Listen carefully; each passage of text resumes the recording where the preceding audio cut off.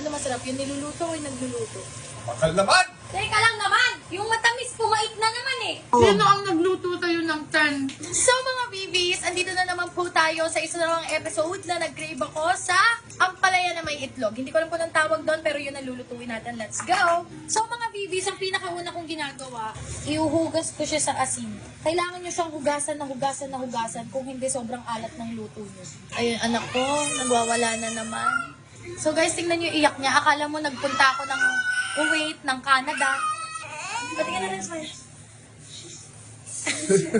So, babad ko lang saglit kahit mga 5 minutes. So, maglalagay tayo ng mantika.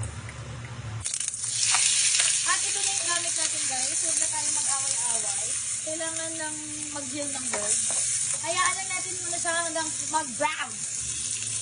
Ang gamit ko is yung induction cooker ng Top Mama. Dahil nawalan po kami ng gasol, asensya na po. So guys, habang pinipicturean ko yan, ang isa sa technique ko, naglalagay ako ng atis na para namumuot na yung lasa niya dun sa baboy. So, marami nagsasabi, unahin mo ang sibuyas, unahin mo ang bawang, unahin mo na. Pwede bang ako na lang ang unahin dyan? So, sabay na lang natin siya para talaga magkaroon ng work. After naman yan guys, ilalagay na natin ang kamares. So guys, ayan na siya. Sarap na ng itsura niya. Pero gusto ko kasi durog na durog yung kamatis bago ilagay yung ampalaya. Ilalagay na natin yung inulit-ulit kong labhan na ampalaya kasi ayoko talaga ng mapait. As in.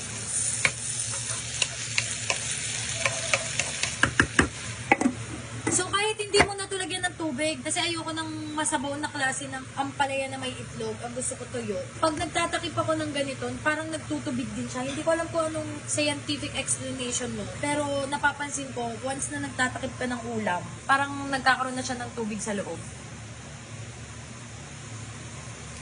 Ewan?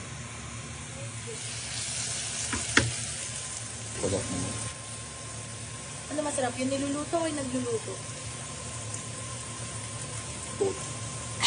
Kalalandik? Oo, okay yan. Para matamis yung nilulutuin. Ito na. Malapit na. Wait lang. Lalagyan pa natin yan ng itlog.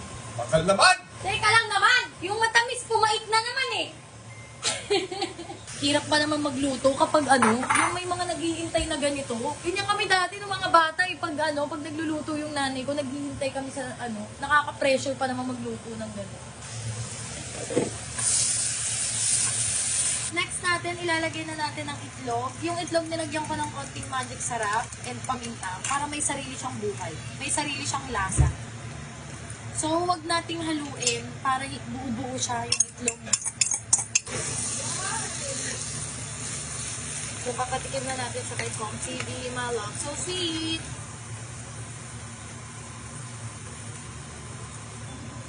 Ada, tikman mo nga. Kung masarap, pag hindi masarap, yan ah.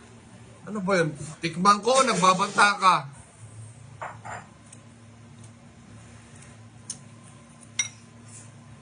Sarap. Saan to? Promise, masarap? I-rate mo nga 1 to 10. 10 ang pinakamasarap ah.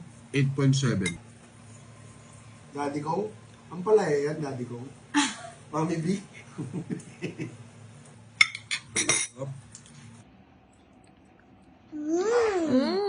Yummy!